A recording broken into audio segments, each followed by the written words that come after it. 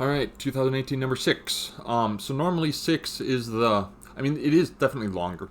Uh, and there are things in this that you have never been asked to do before, but I feel like this is one of the more straightforward number 6s because, like, you should be able to do that anyways. I don't know.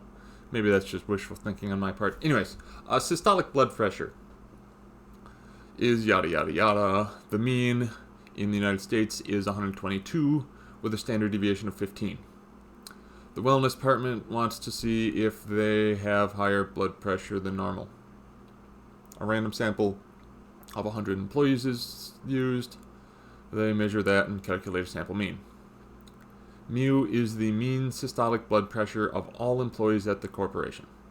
Consider the following hypotheses. The null hypothesis, it's equal to 122. The alternative hypothesis, it's greater than 122. Describe a type 2 error in the context of this hypothesis test. All right, so I'm drawing the chart every time. All right, true, false, reject, do not reject. This is 1, this is 2. All right, so in this context, the null hypothesis is false, but we do not reject it.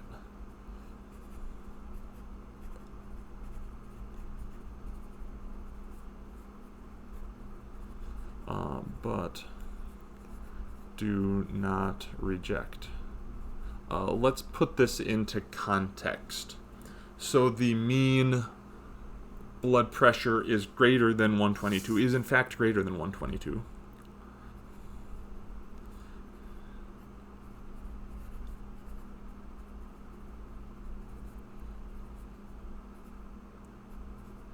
But we don't have enough evidence, don't have statistically significant evidence of it. Or, like something along those lines, but we don't reject, but we don't say determine that, but we don't have enough evidence to conclude that.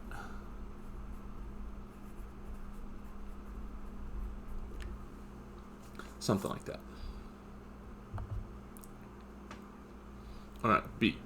Assume that sigma, the standard deviation of the systolic blood pressure, is 15. Okay, so we're assuming that our standard deviation is the same as the national, whatever. If the mean is 122, the sampling distribution for samples of size 100 is approximately normal, with a mean of 122 and a standard deviation of 1.5.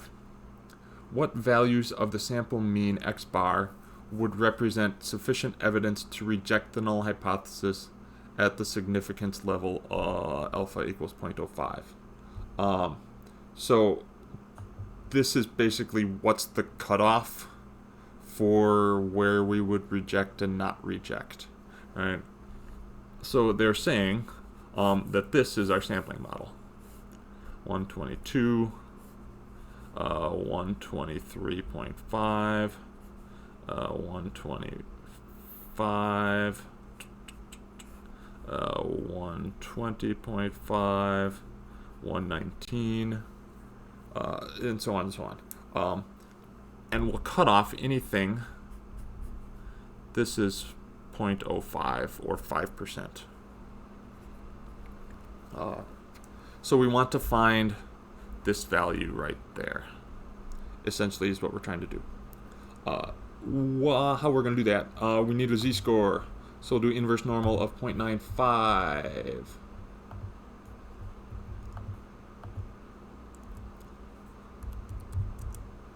Uh, 1.645. Okay.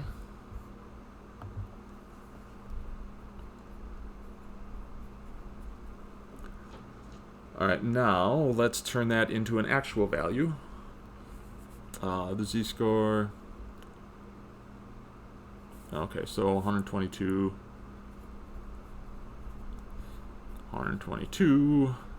plus 1.5 times 1.645, and that is 124.4675. So let's see now. What values would represent anything greater than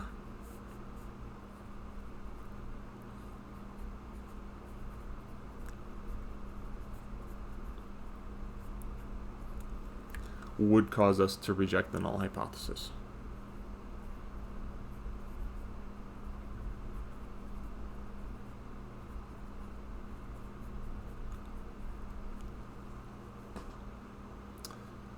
All right, C. Using the actual mean, the actual mean systolic blood pressure of all employees at the corporation is 125, not the hypothesized value of 122. And the standard deviation is 15. Using the actual mean of 125 and result from part B, what is the probability that we reject the null hypothesis? All right. So we're going to get a separate, this is the actual, so this was our hypothetical distribution here. Let's draw the actual sampling model. It'll be exactly the same, except this is 125. And so this is 126.5, and this is 123.5, and so on and so on and so on. We will reject the null hypothesis any time that it is greater than 124.4675. So our cutoff line here is 124.4675. And we want to find the probability that we have something greater than that. All right, this is just a normal distribution calculation. So our z-score is 124.4675 minus 125 over 1.5. And then we'll do normal CDF from that to that. Let's switch back to here. All right, so we have 124.4675 minus 125 divided by 1.5. Okay. Now, let's do normal CDF from negative first. Negative 0.355 to 9. 0.6387. All right, cool. Okay, so you don't have to write that. We've shown this. That's enough to say we're doing a normal calculation with this as our z-score. Maybe we write that negative 0.355. But honestly, that's enough. The probability that x bar is greater than 124.4675 will be 0.6387. So in this case, we have a 64% chance, basically, of rejecting the null hypothesis correctly. Which leads us to D. What statistical term is used for the probability found in part C? The probability of rejecting the null hypothesis when you should reject the null hypothesis. And that is power. That's just one word answer. D. Power. Like, yeah. E. Suppose the size of the sample of employees to be selected is greater than 100. Would the probability of rejecting the null hypothesis be greater than, less than, or equal to the probability calculated in part C? It'll be greater than, right? Increasing the sample size is going to increase the power. Various other ways they could ask this question. Like, I think that's, let's write that down. E. Greater than, increasing sample size,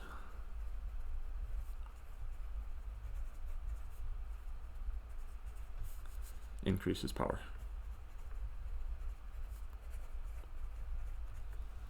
Right, like the sample size is the thing that always is going to increase your power. Like, it will always decrease your... Yeah, it always increases your power. The things with the alpha, so the other things we could play with, right, are the alpha of 0.05. If we change that to 0.01, would that increase or decrease our power? That would decrease our power. We can't actually play with the actual mean systolic blood pressure of all employees at the corporation, but we could pretend we did, right? If the actual blood pressure of all the employees at the corporation was 130 instead of 125, that would also increase the power, right? Because this would be centered there, that would be centered over here, and yeah. Yeah. All right.